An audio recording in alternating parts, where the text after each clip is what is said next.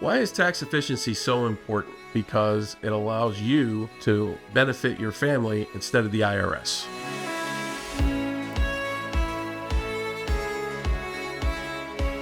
So, thoughtful wealth and tax planning allows for family harmony, allows for efficiency, and it allows for ease of management of your assets and succession to the next generation. Common pitfalls for tax mismanagement often include failing to offset capital gains with capital losses, failing to properly plan for your estate plan, incurring potentially extra costs or maybe even estate taxes, and missed opportunities for greater savings and more growth when you don't take into consideration the tax efficiency of what you're doing.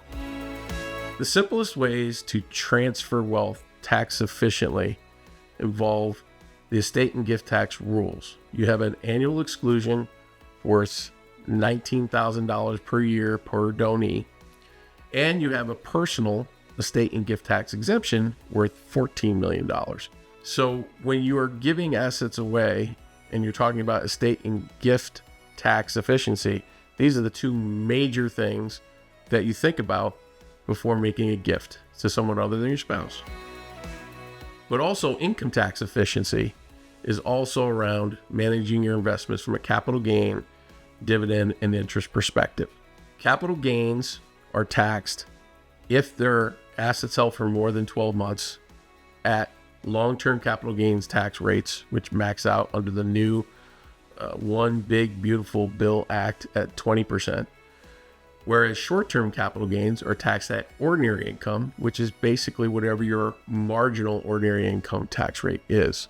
Dividends are also taxed at ordinary income unless they're considered qualified, in which case they get the long-term capital gains tax treatment of 20%. And then interest, depending on if it's coming from a taxable entity like a corporation or even the U.S. Treasury, or if it's coming from a municipality, which is non-taxable, could impact your tax results to the interest you're reporting in that particular year. Municipal income can be taxable at the state level for municipalities you've invested in bonds in that are not your home state if you're paying a state income tax. Roth conversions can have a long-term tax benefit to the investments and the growth of the portfolio in the future, but if you're converting qualified taxable IRAs balances into Roths IRAs, you have to pay the income tax now, and those dollars are gone, or opportunity costs associated with the dollars that were used to pay the taxes on a Roth conversion. Often best to pay the taxes on a Roth from a source other than the IRA itself, so that the entire IRA that's converted will all grow tax-free going forward.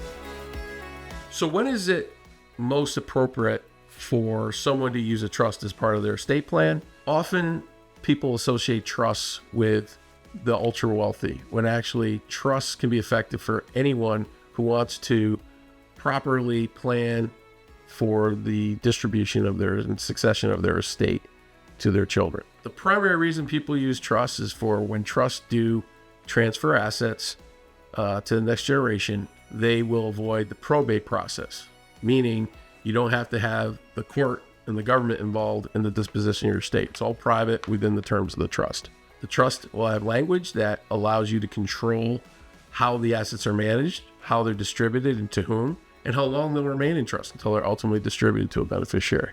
And finally, in a trust for a beneficiary besides yourself, the assets within that trust are generally protected from liabilities of the beneficiary. In other words, the beneficiary of the trust doesn't own the assets, the trust does. And how often should you be reviewing your estate plan and beneficiary designations? Ideally, you'd want to at least look them over annually. The tax law changes most recently with the One Big Beautiful Bill Act has made permanent some of the advantages of the estate tax rules from the $15 million exemption, and that will continue to grow. There are other concepts that can be utilized now for income taxes, particularly the step up in basis at death for assets with unrealized gain that you own at the time of your death. Your beneficiaries would receive those assets at the fair market value the day of your death, and if sold, wouldn't realize any capital gain. So the strategies in terms of wealth transfer to help limit tax exposure, generally for larger estates, include what's called portability.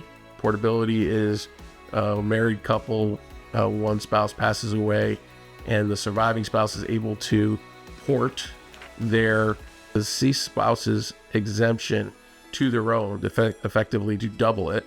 The annual gift tax exclusion, which is making gifts to people during your lifetime, which is limited to $19,000 per donor or per donee.